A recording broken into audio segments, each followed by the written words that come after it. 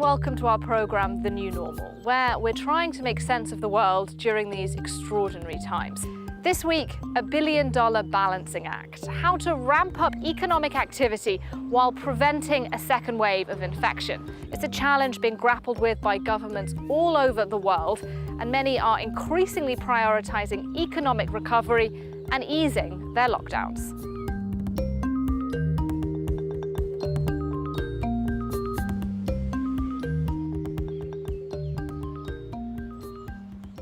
Take the situation in the West Bank. The Palestinian economy already in dire straits before the coronavirus struck, and now things look even more serious. An expected 11% contraction in the Palestinian economy this year. So in a bid to stave off the worst, restaurants, parks, and even swimming pools have been reopened to the public, as Majid Saeed and Peter O'Brien now report.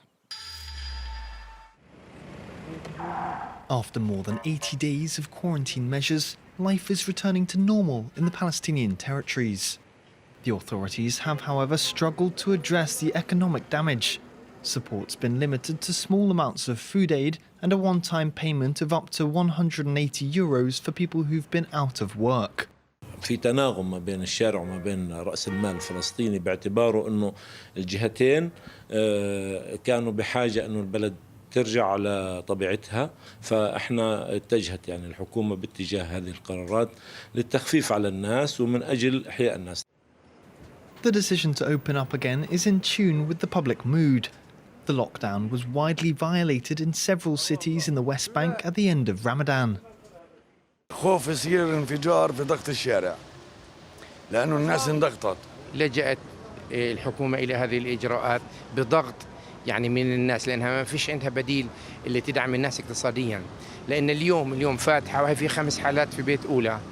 The Palestinian economy had already lost more than €3.5 billion in less than 3 months and is predicted to shrink by up to 11% this year. The percentage of households in poverty in the West Bank could more than double.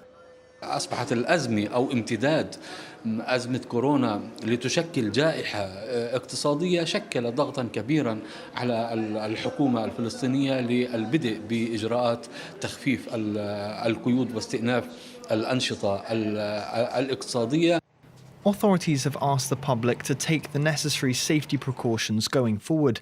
Unlike in some other parts of the world, the virus is still a threat in the Palestinian territories, with dozens of active cases reported. Hard times ahead for many then, and certainly not just in the West Bank. Because of the COVID crisis, less cash is now flowing into Cameroon. And as our reporters in Yaoundé have been finding out, that means that many people are already struggling to pay the bills.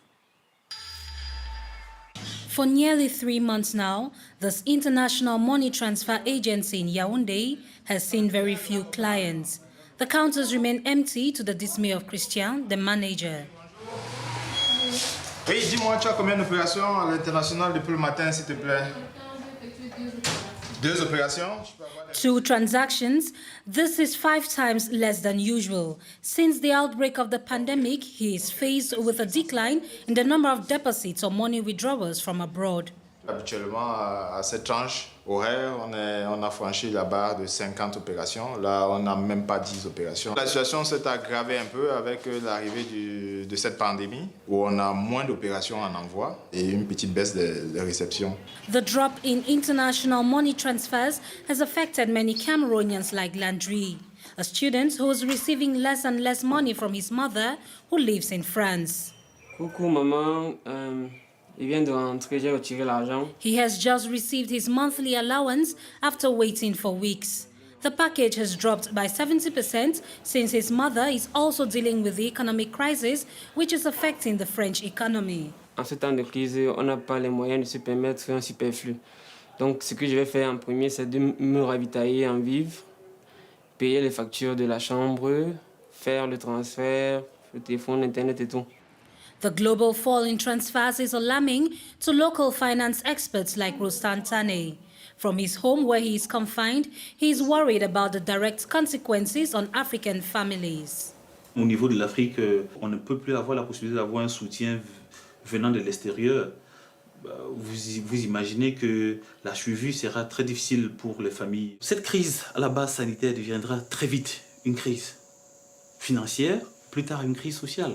A social crisis feared by many as the billions of CFA francs in money transfers to Africa have until now represented more than the amount of official development aid packages to the continent.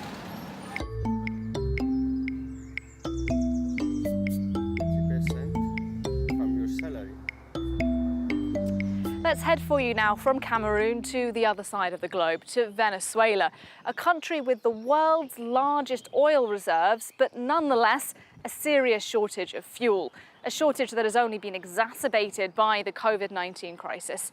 Our reporter Hermania Fernandez has met one family who've had to delay the burial of a loved one simply because they couldn't find enough fuel to take his body to the cemetery. There's people. ANABEL Bastidas is finally going to be able to pay her respects to her uncle. His death coincided with a gas shortage in Venezuela. It took 24 hours for the family to find a car to transport the body of the deceased, at a cost of $650 for the 416-kilometer journey to the gravesite. Hasta la fecha todavía está el muchacho echando gasoil porque no encontramos gasolina, no hay gasolina en el país. Y si encuentran gasolina, un litro te vale $3, bastante. Y somos de bajos recursos.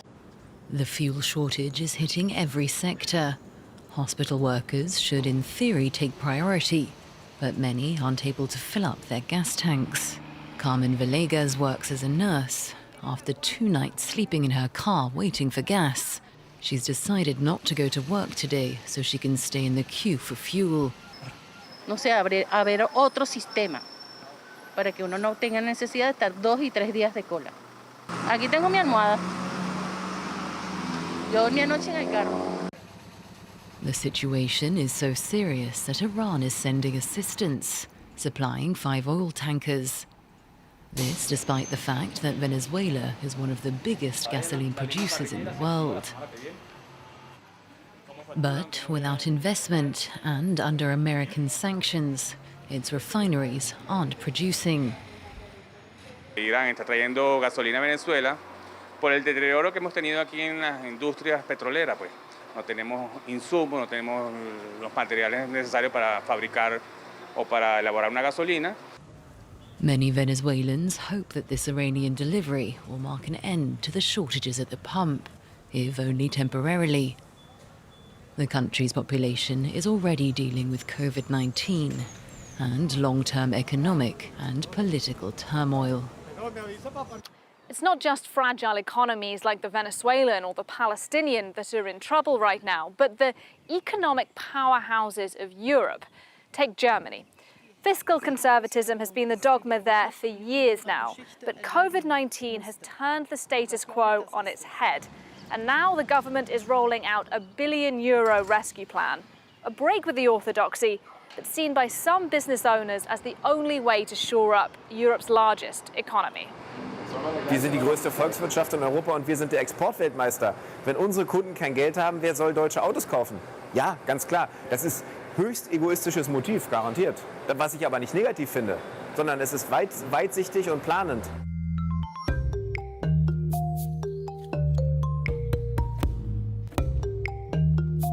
For our last report, let's head for you to Canada.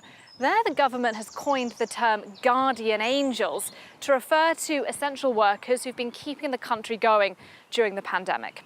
Now, many of those so-called guardian angels are foreigners, immigrants and asylum seekers who don't have proper paperwork. And now the government is under pressure from campaigners to regularise their status, as Laura McQuillian now reports. It's 8 a.m. and Sarah has just finished a shift as a carer at a seniors residence. But her workday is far from over. Bonjour. Vous allez bien? Vous avez bien dormi. Ça se voit. Another 15 home visits for a temp agency through nearly empty city streets. Sarah is one of what the government here calls its guardian angels, essential workers on duty during the pandemic, especially in healthcare. Moi, si j'arrête, Les autres arrêtent de travailler. C'est qui va s'occuper des personnes âgées? Parfois, j'ai pleuré. Moi, j'ai personne. J'ai le travail. J'ai juste le travail. Guardian angels are often female workers, many of them asylum seekers or refugees, like Sarah. Montreal North is one of Canada's poorest immigrant neighbourhoods, and it has a record rate of contagion. Several non-profits say authorities have neglected workers who are refugees, asylum seekers or undocumented. J'ai beaucoup de gens que j'encadre qui sont infectés et qui malheureusement vont aller chez eux et puis qui vont contaminer toute la famille. Et c'est le cas présentement. Alors ce qu'on demande, c'est un programme de régularisation humanitaire que d'ailleurs le gouvernement de Justin Trudeau avait institué en 2016. Community groups, immigration lawyers and elected officials have increasingly been calling on the federal and provincial governments to come together and legalise the status of these guardian angels of Quebec. Prime Minister Justin Trudeau has not yet responded to that call. That's it for this week's episode. Thank you for watching, and let's leave you now with some images of one of the other big developments in politics this week, and that is the re-emergence of protests, people coming to demonstrate in cities across the world despite the risks of the coronavirus. Take a look at some of those images, and we'll see you next time.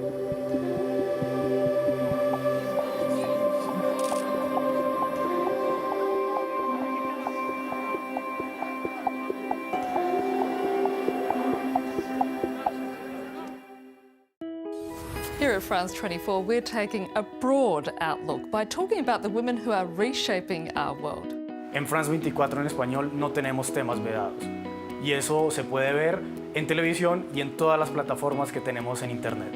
في فرنسا 24 لا ننسى ونحجز لكم أسبوعيا تذكرة عودة للمدن والمناطق التي كانت في قلب الأحداث قبل أن تدخل في طي النسيان. Claro que tiene algo especial, somos todos de distintos países y trabajamos con todo el corazón para entregar información en el momento preciso. أخبار سياسية واقتصادية وثقافية وأيضا رياضية بأعين خبراء رياضيين. هذه هي قناة فرانس 24. Liberté, égalité, actualité.